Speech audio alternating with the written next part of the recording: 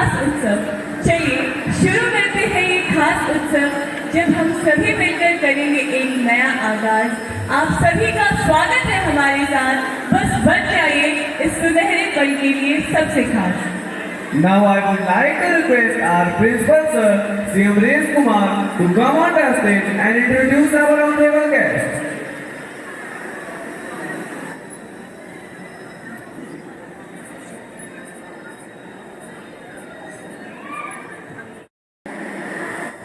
श्रीमान विकास गौरव जी, आप IPS हैं और भारतवर्ष के अंदर एक बहुत ही सशक्त अधिकारी के रूप में जाने जाते हैं। आप बिहार के बेगूसराय के लाल हैं और बिहार के अंदर में विधि व्यवस्था को मजबूत बनाने में आपने महत्वपूर्ण भूमिका निभाई है। आप IIT खड़गपुर के छात्र रहे हैं, इस नाते से आप एक प्रख्यात इंजीनियर भी हैं और इंजीनियर होते हुए फिर आपने प्रशासनिक सेवा में अपनी सेवा देने का विचार किया और इस प्रकार से समाज का प्रत्यक्ष सेवा का व्रत आपने लिया। इसी नाते से आप हमारे विद्यालय में भी मुख्य अतिथि के रूप में पधारे हैं। यह संपूर्ण विद्यालय परिवार आनंदित है और आपका हार्दिक अभिनंदन करता है। मैं आग्रह करूँगा अपने विद्यालय के सचिव महोदय श्रीमान राणा पुरुषोत्तम कुमार सिंह जी से कि आप उन्हें पुष्पगुच्छ, शॉल और प्रतीक भेंट कर उनका स्वागत।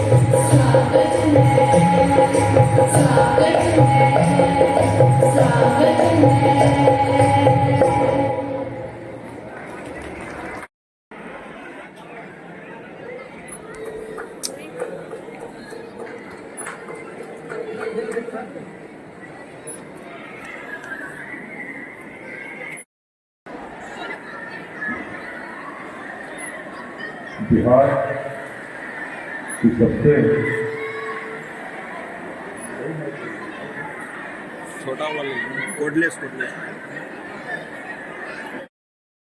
बिहार की सबसे प्राचीनतम राजधानी राजमहल के पूज्य तपस्वी श्री जगजीवन जी महाराज सरस्वती विद्या मंदिर के इस वार्षिकोत्सव कार्यक्रम में यहाँ उपस्थित प्राचार्य अमरेश जी, राणा पुरुषोत्तम सिंह जी, माननीय ख्याली राम जी, माननीय प्रदीप कुमार कुशवाहा जी, माननीय उमेश रंजन जी, माननीय राणा प्रताप जी, माननीय उपेंद्र त्यागी जी, उपस्थित सभी विद्यालय के शिक्षकगण, अभिभावकगण और प्रिय विद्यार्थियों, बहुत पहले से ही इस विद्यालय के विषय में जानता रहा हूँ। जिस समय IIT कानपुर में पढ़ता था, इस विद्यालय के एक शिक्षक, उनसे परिचय हुआ और तब से ही यहाँ आने का निश्चित ही मन था। और आज इस वार्षिकोत्सव के अवसर पर आपके बीच उपस्थित होकर अत्यंत प्रसन्न हूँ। जैसा कि सबसे पहले मैंने कहा, बिहार की मगध की सबसे प्राचीनतम राजधानी के रूप में हम राजमहल को जानते हैं।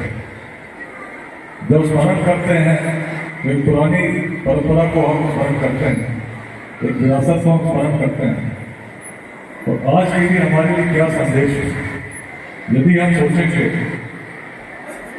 कि इस मगध की भूमि से उस काल में जब आज के जैसे मार्ग नहीं थे, टेक्नोलॉजी नहीं थी, सूचना के तंत्र नहीं थे, कैसे हम अफगानिस्तान के पार तक साम्राज्य को स्थापित कर सके, कैसे उस साम्राज्य को स्थापित कर सके जिसकी सीमाएं हिमालय के उत्तर तक थी, दक्षिण में सागर तक तो थी ही, पूर्वोत्तर के भी पार तक थी, और कैसे उसका प्रभाव था। पदार्थ सदैव उपस्थित रहते हैं, जल, ताप उस काल में भी थे, लेकिन जब दृष्टि बदल जाती है, जब उसका उपयोग हम अलग प्रकार से करते हैं, तो परिणाम भिन्न होते हैं। आज जिस विद्युत के प्रवाह से हम लोग बात कर रहे हैं, जिस प्रकार से संसाधनों को उपयोग करके हम निर्माण कर रहे हैं, उस काल में संभव नहीं था। जल तब भी था, लेकिन जल से विद्युत हम बना सकते हैं, ऐसी कल्पना उस रूप में सर्वव्याप्त नहीं थी। उसी प्रकार से प्रयोग कैसे कर सकते हैं, सौर ऊर्जा का अलग अलग उपयोग हम करते थे, लेकिन जिस रूप में आज हम करते हैं, उस रूप में उस समय नहीं कर पा रहे थे। लेकिन तब भी प्रभाव क्या था? हम जोड़ना जानते थे। कोई भी संस्कृति कैसे बड़ी होती है, कोई भी व्यक्ति कैसे बड़ा होता है, कुछ बातें मैं आपके साथ रखना चाहता हूँ, लेकिन उपयोग हम आज अलग प्रकार से करते हैं। कारक दृष्टि, बिहार यदि हम उस अखंड भारत के साम्राज्य का निर्माण कर सके, तो बिहार ही क्यों कर सके, किसी अन्य क्षेत्र से क्यों नहीं है? आज भारत की राजधानी दिल्ली में स्थापित है। कभी अंग्रेज शासन करते थे, तो कलकत्ता से शासन करते थे, कभी उज्जैन से भी शासन हुआ, लेकिन सबसे विशाल साम्राज्य जिसकी सीमाएं सबसे अधिक विस्तृत थी, उसका निर्माण इसी भूमि से क्यों है? यदि इसको हम समझ जाते हैं, तो न केवल अपने जीवन में एक सफल व्यक्तित्व के रूप में हम आएंगे, परंतु पूरे समाज को भी हम साथ लेकर भारत को उस उत्कर्ष पर पहुंचा सकते हैं, यदि हम सूत्र को समझ जाए कि उस समय बिहार की सृष्टि क्या थी। अक्सर जब मैं अभिभावकों से बात करता हूँ, मैं स्मरण कराता हूँ कि दृष्टि कैसी थी। आज जब हमने बच्चे को देखते हैं तो कई बार हमें लगता है कि उसके मन में जो कल्पना है वो बचपना है, जो बातें वह कहता है या कहती है कल्पना हो सकती है लेकिन इसको साकार नहीं कर सकते। लेकिन प्राचीन बिहार की दृष्टि क्या थी? एक छोटा सा उदाहरण देता हूँ उस उपनिषद से, उस वेदांत से जो दृष्टि का आधार थी। यदि उस दृष्टि को हम समझ गए और हमने उसका अंश मात्र में ग्रहण कर लिया तो एक अलग व्यक्तित्व के रूप में हम आएंगे। गुरु और शिष्य दोनों एक वृक्ष के नीचे बैठे थे, तब गुरु ने शिष्य से कहा कि जहां कुछ नहीं है वहां भी एक दृष्टि बदल दो तो सब कुछ विद्यमान है। जहां शून्य है, शून्य सब ठीक होता है, वहां भी पूर्ण है। शिष्य ने बड़े अचंभित होकर कहा, ऐसा कैसे हो सकता है? जहां कुछ नहीं है वहां सब कुछ कैसे हो सकता है? तो गुरु ने कहा दृष्टि बदलनी होगी। तो शिष्य ने कहा मुझे समझ नहीं आया। तो गुरु ने कहा ऊपर देखो तुम्हें क्या दिखता है? तो शिष्य ने ऊपर देखा, उसने कहा ऊपर आसमान दिखता है, हम वो एक वृक्ष के नीचे बैठे हैं, अनेक पक्षी भी इस वृक्ष पर आ रहे हैं, अजीब प्रकार का कोलाहल है जिसके नीचे हम लोग शांति से बैठे हैं। तो गुरु ने कहा इस वृक्ष पर चढ़ जाओ, तब बताओ तुम्हें क्या दिखता है। तो शिष्य ने ऊपर चढ़ा, तो उसने कहा आपको कुछ टहनियां दिखती हैं, कुछ पत्ते दिखते हैं, कुछ फल भी लगे हैं। तो गुरु ने कहा एक फल को तोड़कर नीचे आ जाओ। शिष्य ने वैसा ही किया। तब गुरु ने कहा अब इस फल को खंडित करो, इसको दो भागों में तोड़ो और फिर उसका मतलब क्या है। तो शिष्य ने जब फल को तोड़कर देखा तो उसने कहा इसके अंदर कुछ बीज हैं, कुछ फल का गोदा दिखता है। तो गुरु ने कहा और इस फल से एक बीज को निकालो और उस बीज को खंडित करो। शिष्य ने वैसा ही किया। तब गुरु ने कहा अब इस बीज के अंदर झांको और बताओ इस बीज के अंदर क्या दिखता है। तो शिष्य ने बड़े ध्यान से देखा, उसने कहा अभी तक तो जो भी दिखता था उसमें भेद था, कुछ न कुछ दिखता था, लेकिन इस बीज के अंदर तो कुछ नहीं दिखता था। तब गुरु ने कहा जिस बीज के अंदर तुम्हें कुछ नहीं दिखता है उसी बीज को जब धरती में बोते हो इस पूरे वृक्ष का संदेश उस बीज में छुपा है जहां तुम्हें कुछ नहीं दिखता। तो यदि दृष्टि बदल लो तो इस बीज में ही वो संपूर्ण वृक्ष छुपा है। उसी प्रकार से जब अपने बालक को हम देखते हैं, बालिका को देखते हैं, उनसे बात करते हैं, उनसे पूछते हैं तुम क्या बनना चाहते हो, और अलग प्रकार की बातें जब सुनते हैं तो शायद हम उस रूप में ग्रहण नहीं करते, हमें लगता है कि नहीं ऐसी कैसे हो सकता है। तो कहीं जिस प्रकार के गुण उसको दिए उसको हम समझ नहीं पाते क्योंकि हमारी दृष्टि सीमित थी। लेकिन बिहार की दृष्टि क्या थी? जहां कुछ नहीं है वहां भी सब कुछ हो सकता है। यदि हम भारत में ज्ञान के उदय को देखते हैं तो क्या पाते हैं? पश्चिमोत्तर भारत में वेदों की दृष्टि हुई तो विश्व के प्राचीनतम ग्रंथ के रूप में आज भी विद्यमान है। तो वेद लोग सबसे प्राचीन ग्रंथ पाते हैं और जब वेदों को पढ़ते हैं, जब श्रुति का स्मरण करते हैं, उस काल में क्या भावना थी उसको देखते हैं तो क्या पाते हैं? अनेक प्रकार के विचारों का सम्मिश्रण हमें प्रतीक होता है जिसमें ईश्वर की आराधना भी करते हैं, उनसे सामीप्य का भी अनुभव करते हैं। जब हम कहते हैं कि हमारे समीप आइए, यज्ञ कुंड में बैठिए, और साथ साथ एक रहस्य भी पाते हैं ईश्वर का रूप क्या है। हम आराधना करते हैं, अपने लिए प्रार्थना करते हैं, समाज के लिए प्रार्थना करते हैं, लेकिन साथ साथ प्रश्न भी करते हैं कि परम तत्व का रूप क्या है, सृष्टि कैसे उत्पन्न हुई, सृष्टि जब उत्पन्न हुई उसमें क्या था, अंधकार भी नहीं था, प्रकाश भी नहीं था, फिर था क्या, न जल था न थल था, कैसा होगा तत्व रहा होगा। और तब उसी ऋग्वेद के नास्तिक सूत्र पर पढ़ते हैं कि एक इच्छा से समस्त सृष्टि का निर्माण हुआ। उस परम तत्व में एक इच्छा जगी और वहीं से सृजन प्रारंभ हुआ। और तब एक प्रश्न फिर रह जाता है कि जिसने सृजन किया क्या वह भी जानता है कि उसका सृजन किसने किया? एक अलग प्रकार का प्रश्न। कोई भी परंपरा जब स्थापित होती है आगे बढ़ती है, और आगे बढ़ती है तो उसमें अभिवृद्धि होती है।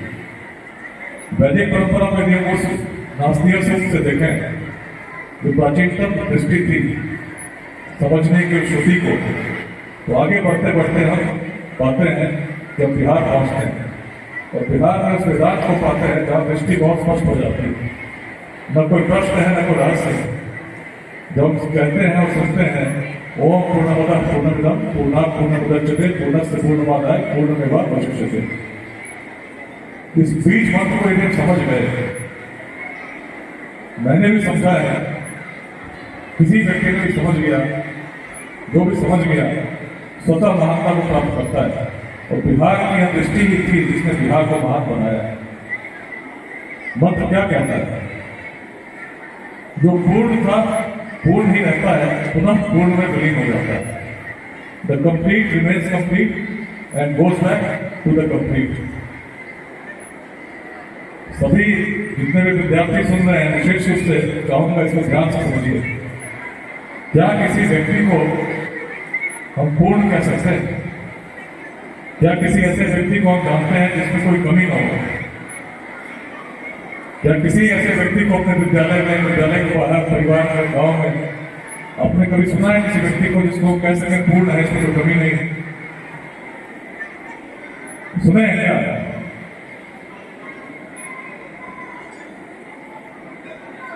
जितने उदाहरण आपने सुना है क्या कोई व्यक्ति पूर्ण हो? और यदि नहीं है तो प्राचीन ऋषि ने क्यों कहा कि जो पूर्ण था पूर्ण ही रहता है, पुनः पूर्ण में? इसके बारे में बात हो रही। यदि सोने के टुकड़े को हम काटते हैं तो छोटा जो कण होता है उसका गुण क्या होगा? सोने के ही हम, ऐसा तो नहीं होगा हम सोने को काटेंगे और पिघल या लोहे के गुण हो जाएंगे। तो वैसे में यदि हम कहते हैं, हम मानते हैं हर आत्मा में परमात्मा का अंश, कहते हैं कि नहीं कहते हैं? किसी भी धर्म को मानते हैं तो कहते हैं कि सबकी सृष्टि उस परम पिता ने ही की, और माइटी क्रिएटेड एवरीवन। और यदि कहते हैं और मानते हैं कि हर व्यक्ति में उस परमात्मा का अंश है, तो सोचिए उस परमात्मा के गुण क्या है? परमात्मा के गुणों को क्या किलोग्राम में, किलोमीटर में, किसी भी यूनिट में बता सकते हैं? यदि बताने की चेष्टा भी करेंगे क्या करेंगे? क्या गुण हो सकता है परमात्मा का? असीम, अनंत, इनफाइनाइट। और असीम का भी एक अंश हमारे अंदर विद्यमान है। तो गणित जो भी हम पढ़ते हैं, जानते हैं कि असीम को कितना भी हम विभाजित करें तो छोटा जो कण होगा वह भी तो असीम ही होगा। और वैसे में यदि परमपिता के गुण असीम है, क्षमता असीम है, तो हर व्यक्ति की चाहे यहाँ हो चाहे कहीं बाहर हो, उसकी क्षमता क्या है? असीम क्षमता है। और इसीलिए तो स्वामी विवेकानंद ने कहा जिस व्यक्ति में समस्त सृष्टि को संचालित करने की क्षमता हो, ऐसा व्यक्ति यदि कहता हो कोई लक्ष्य कठिन है, तो निश्चित उसने अपने आंखों पर पट्टियां बांध रखी। स्वयं को कमजोर समझना सबसे बड़ा महापाप है। दृष्टि कहाँ की थी? अपने वेदांत की दृष्टि से जो कहती थी हर व्यक्ति में पूर्णत्व है। और सोचिए जिस व्यक्ति में इस प्रकार का भाव आ जाए कि उसमें भी उस पूर्ण का अंश है, क्या वह व्यक्ति किसी से अपने आप को कम समझेगा? नहीं पाएगा। क्या वह व्यक्ति किसी लक्ष्य समझेगा?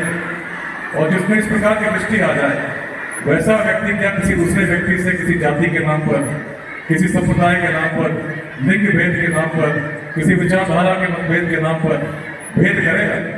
उसे तो सर्वत्र वही दिखेगा। और तभी तो बिहार की दृष्टि को जब देखते हैं तो पाते हैं वेदांत में कहा गया 4 महामंत्र है। तत्त्वमसि, तुम वही हो।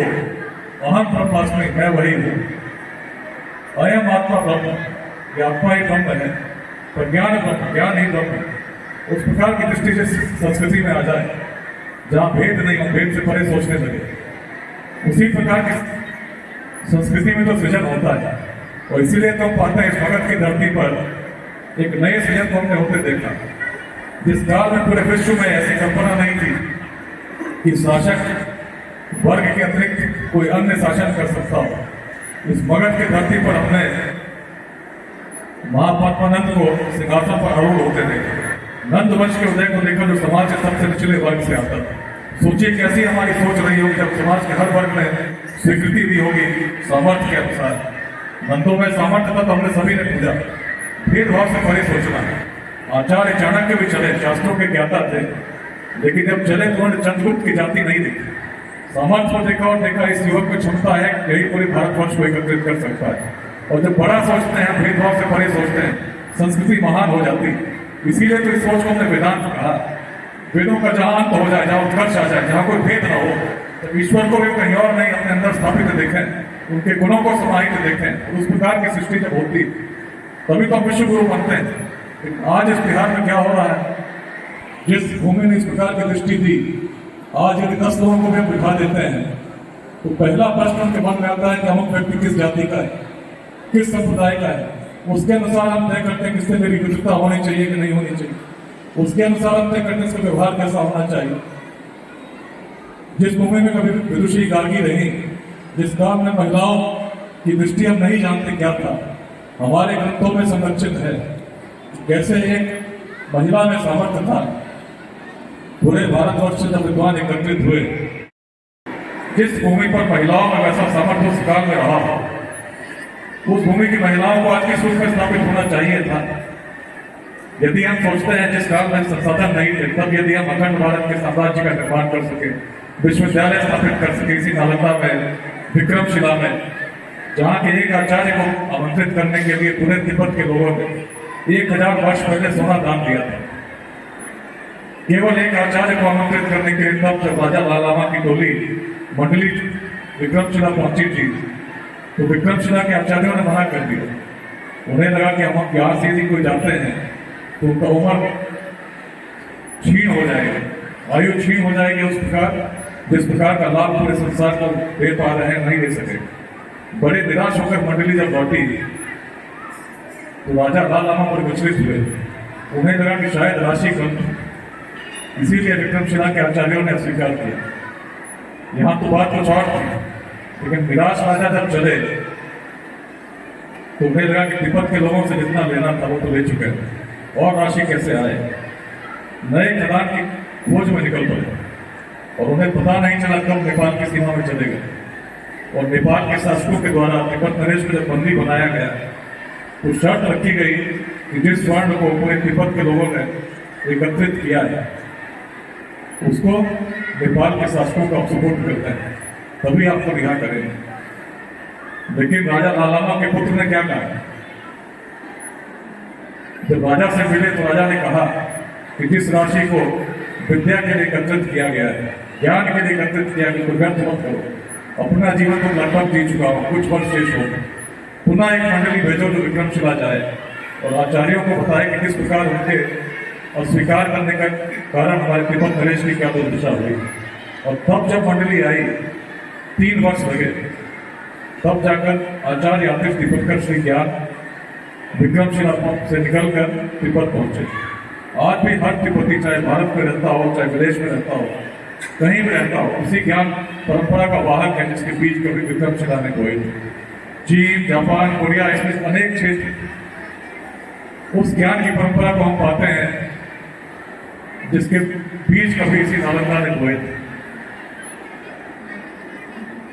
औषधियों की बात करें, जीवन जिनका राजगीर में आश्रम रहा, सकाराम रहा, उन्हीं की प्रेरणा से पूरी पद्धतियां विकसित हुई। अलग भूमि के लोग थे, सोच अलग थी। आज लेकिन यदि हम सोचते हैं कोई लक्ष्य कठिन है तो निश्चित हम अपने पूर्वजों के प्रति उस प्रकार का भाव नहीं रखते। यदि हम सोचते हैं कि लक्ष्य कठिन है, अक्सर जब भारत की बात करते हैं तो क्या आजकल बात क्या कर रहे हैं, 2047 तक भारत एक विकसित राष्ट्र बनना चाहिए। सभी लोग चाहते हैं कि भारत एक विकसित राष्ट्र बने। उस काल में जब संसाधन नहीं थे तो हम पूरे विश्व में अग्रणी जाने जाते थे। और आज यदि हम सोचते हैं तो उसमें सबसे बड़ा अवरोध कहाँ दिखता है? अपने बिहार की भूमि में जिसमें कभी दूर से लोग पढ़ने आते थे, आज कोचिंग तक के लिए लोग बाहर जाते हैं। जिसमें कभी ऐसी उद्यमिता थी चंपा जिसको विश्व का पहला नगर कहा गया, उसमें जब लोग आते थे तो ऐसी प्रेरणा लेकर जाते थे कि वियतनाम दूसरी शताब्दी से लेकर 17वीं शताब्दी तक चंपा के नाम से जाना गया। उस चंपा जिसके अवशेष आज भी भागलपुर में पड़े हैं, कोई सुध लेने वाला नहीं। जिस पाठ्यपुस्तक में आचार्य चाणक्य ने अर्थशास्त्र की रचना की, अनेक ऐसे व्यवसाय बनाए जिस पर कम लगता था, जो बताता है किस प्रकार की उद्यमिता थी। उसमें यदि हमारी सोच केवल यही हो जाए, केवल सरकारी नौकरी तक हम सीमित सोचेंगे, हमारे अभिभावक ये भी सोचे कि हमारे बालक नया करना चाह रहा है, लेकिन हम उसे हतोत्साहित करेंगे कि तुम यही करो। ईश्वर ने गुण तो सबको असीम दिए हैं, लेकिन एक नैसर्गिक प्रतिभा भी दी। गुणों के साथ यदि हम किसी भी प्रयोजन में लगते हैं, हम सफल होंगे यदि हमने पूरी ऊर्जा लगाई। लेकिन यदि नैसर्गिक जो हमारी क्षमता है, जो मन की दिशा है, उसमें हमने लगाई, तो निश्चित ही हम सबसे अग्रणी होंगे। तो वैसे में जो उद्यमिता की भावना है, बालकों के मन में भी होती कि किस प्रकार कुछ नई रचना हम करें। बिहार को यदि विकसित करना है, संख्या 30 वर्ष से कम की आज की स्थिति में लगभग 9 करोड़ युवा है, जिनको आने वाले 2 दशकों में बिहार में ही रोजगार की आवश्यकता हो, बिहार में ही उत्कृष्ट शिक्षा की आवश्यकता हो। तो यदि हम चाहते हैं कि ऐसा हो, तो अपने विद्यालयों में भी अपने सभी अभिभावकों को भी पूछना होगा किस प्रकार उद्यमिता की भावना इस रूप में विकसित हुई। अनेक विद्यार्थी हमारे केवल जॉब सीकर्स नहीं बने, जॉब क्रिएटर्स बन सके, लोगों को रोजगार देने लायक बन सके। और इसका प्रारंभ विद्यालय से ही करना होगा। किस प्रकार विद्यालय में इस प्रकार की दृष्टि हमने कि स्किल्स हमारे अंदर उस रूप में जनरेट हो। इसमें सभी की भूमिका है, शिक्षक की भूमिका है, अभिभावक की भूमिका है। और मिलकर यदि उस दृष्टि का स्मरण करेंगे तो पाएंगे किस प्रकार बिहार से लोग बाहर जाते। थोड़े से दृष्टि को बदलने की आवश्यकता है। पदार्थ वही थे, इसका उपयोग आज हम अलग प्रकार से कर रहे हैं। तो देखिए किस प्रकार से टेक्नोलॉजी ने ऐसा विकास किया। सोच वही थी, लेकिन जब दृष्टि अलग थी तो अफगानिस्तान के पास तक शासन कर रहे थे। उसी बिहार में आज जब दृष्टि होती है कि हम आपस में संघर्ष करते हैं, जाति संप्रदाय लिंग भेद विचारधाराओं मतभेद पर, जिस भूमि में ऐसी क्षमता थी, आज बिहार का भारत का सबसे पिछड़ा राज्य बन जाता है, जहाँ शिक्षा और रोजगार के लोगों को बाहर जाना पड़ता है और बड़ी पीड़ा होती है। कोई व्यक्ति चाहता नहीं कि अपने क्षेत्र से बाहर जाए, और बाहर जाकर जब अपमानित होता है तो उसके अंदर इस प्रकार का भाव जगता है। मेरे मन में भी जगा था, जब 9th में था, भोपाल गया था और सहपाठियों ने बिहारी बोलकर चिढ़ाया था, और तभी लगा था जिस शब्द को सम्मान का प्रतीक होना चाहिए, अपमान का सूचक कैसे होगा, और मेरी भूमिका क्या हो सकती है। और तभी जब IIT पहुंचे, जर्मनी में नौकरी लगी, बड़े सॉफ्टवेयर कंपनी में नौकरी लगी, लेकिन बिहार की स्थिति को जब देखते थे तो लगता था क्या कर सकते हैं। अपने लिए तो जीविका उपार्जन करने में बड़ी दर्द से रहेंगे, लौट कर जब अपनी भूमि पर आएंगे और भूमि की स्थिति यथावत रही तो मन तो कचोटेगा, तुमने क्या किया, जब समस्या तुम्हारे सामने पलायन कर गए क्या। और इसी इच्छा के साथ बिहार आए। IPS सौभाग्य रहा, IPS के रूप में सेवा देने का अवसर कर देता रहा, लेकिन केवल उसी दायित्व तक सीमित नहीं। जहां भी रहा, विद्यालय में, महाविद्यालय में, अपनी युवा शक्ति को जागृत करने के लिए सदैव प्रयासरत इसलिए रहा हूं क्योंकि मैं जानता हूं कि इस भूमि में क्षमता असीम है। जिस दिन जाग गई, उसी दृष्टि को उसने ग्रहण कर लिया जो हमारे पूर्वजों की थी। निश्चित भारत को 2047 तक यदि विकसित राष्ट्र बनाना है तो उसमें सबसे बड़ी भूमिका बिहार की होनी, क्योंकि बिहार आज सबसे बड़ा पिछड़ा राज्य है और एक सोया हुआ सिंह है, जिसको यदि हमने जागृत कर दिया, उसी पुरानी दृष्टि के साथ यदि उसने भारत को जोड़ना शुरू किया, जो सक्षम है उनके मन में इस प्रकार की दृष्टि को उसने उत्पन्न किया कि हम उनके लिए जो वंचित है सहयोग के सामने होंगे, निश्चित समाज में एक सत्तापरक समाज निर्मित होगा। ऊर्जा जब असीम है तो क्यों हम सफल नहीं होते। अंत में इसी सभी विद्यार्थियों को कहना चाहूंगा, लक्ष्य बड़ा तय करो, उसमें पूरी ऊर्जा लगाओ। ऐसा भी जब करते हैं तो हर व्यक्ति सफल होता है। कितने लोग सफल हो पाते हैं, इसको यदि समझना हो, 3 प्रकार के लोग होते हैं। काम शुरू करते नहीं, भय से नीचे लोग। यदि कोई लक्ष्य बताया जाए तो सबसे पहले प्रकार के लोग होते हैं काम शुरू नहीं करते।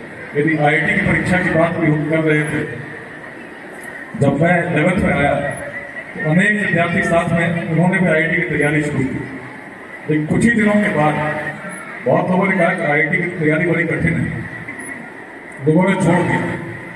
काम शुरू करते नहीं भय से नीचे लोग, मध्यम त्यजते बीच में एक विषम संयोग। कई लोगों ने तैयारी की, कुछ समय तक की, एक कुछ समय के बाद उन लोगों ने भी छोड़ दिया, परिस्थितियां वैसी नहीं। मध्यम त्यजते बीच में एक विषम संयोग। कोई लक्ष्य लेकर हम चलेंगे, निश्चित है समस्याएं आएंगी, परिस्थितियां आएंगी जो आपको विचलित करेंगे, लेकिन यदि हम उसे विचलित नहीं हुए, चलते रहे अपने ध्येय के साथ, पर उत्तम वे लोग जो हर दुर्गम पथ खेल दृढ़ता से बढ़ते सतत बाधाओं को ठेल। काम शुरू करते नहीं भय से नीचे लोग, मध्यम त्यजते बीच में एक विषम संयोग। पर उत्तम वे लोग जो हर दुर्गम पथ खेल दृढ़ता से बढ़ते सतत बाधाओं को ठेल। लक्ष्य को यदि प्राप्त करना है तो सबसे पहले इच्छा होनी चाहिए, डिजायर। इच्छा है और हमने कुछ किया नहीं तो लक्ष्य नहीं मिलेगा। निष्ठा होनी चाहिए, डेडिकेशन। यदि कभी विचलित हो तो स्मरण कीजिए उसी पूर्ण कांश उसमें भी है, कोई कमी ईश्वर ने नहीं दी। जब पहली बार 11th में आए थे, आईआईटी मैंने 97 में किया, 95 में मैं 11th में था, 10th में बड़े अच्छे नंबर आए, लेकिन 11th में जब आए, पहली बार जब परीक्षा हुई, फर्स्ट टर्म एग्जाम, नए विद्यालय में थे, दिल्ली में थे, मैं कुछ और पढ़ रहा था, विद्यालय कुछ और चल रहा था, सामंजस्य नहीं बन पा रहा था। पहली बार फिजिक्स की परीक्षा में फेल हुए, जीवन में पहली बार फेल हुए, लेकिन मन में संकल्प था आईआईटी की परीक्षा देनी है और प्रथम प्रयास में ही निकालना है। यदि मैं उस समय निराश हो जाता तो क्या मैं आईआईटी जा पाता? लेकिन तब जिस फिजिक्स जो मुझे कठिन लगती थी, मैंने उस संकल्प के साथ पढ़ना शुरू किया।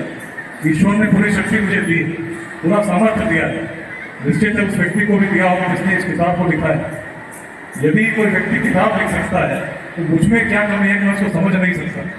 इस संकल्प के साथ मुझे याद है रोटेशनल डायनामिक्स, उसको 3 दिन तक पढ़ते रहे, समझने का मैंने प्रयास किया, और 3 दिनों के बाद केवल रोटेशनल डायनामिक्स नहीं समझ में आई, पढ़ना कैसे चाहिए ये भी समझ में आ गया। इस प्रकार की जिद होगी, डिटर्मिनेशन और करना है, कितनी भी परिस्थिति कठिन हो, निश्चित हम सफल होंगे।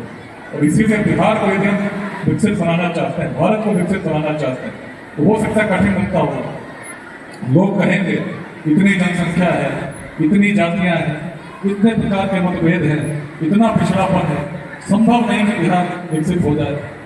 लेकिन तब हमारे पूर्वजों की दृष्टि बताती है कि निश्चित संभव है। जिस भूमि ने तब विश्वविद्यालयों का निर्माण किया, जब ऑक्सफोर्ड और कैम्ब्रिज की कल्पना यूरोप में नहीं थी, आज क्या कर सकती है उसकी आप कल्पना नहीं कर सकते। आवश्यकता केवल उस सोए हुए सिंह को जगानी है जो हर व्यक्ति में विद्यमान है। और इसीलिए आज बिहार की प्राचीनतम राजधानी में आपको संबोधित कर रहा हूँ, मन में अत्यंत आश्वान्वित है कि अपने जीवन काल में हम बिहार को न केवल उत्कर्ष पर स्थापित करेंगे, भारतवर्ष के विकास की गाथा में एक नया अध्याय लिखेंगे, जिसका प्रारंभ इसी प्राचीन बिहार से होगा और हम सभी को गौरवान्वित करेंगे। सभी को इस वार्षिक उत्सव के अवसर पर हार्दिक शुभकामनाएं। मुझे यहाँ आमंत्रित करने के लिए हृदय से आभार। धन्यवाद। Thank you so much, sir, for enlightening us. We admire.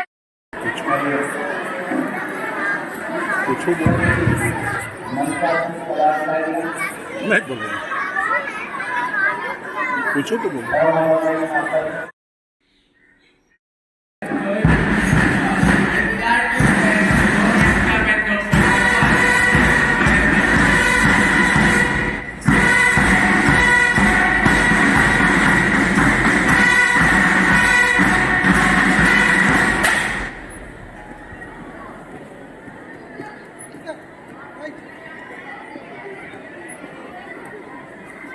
Right.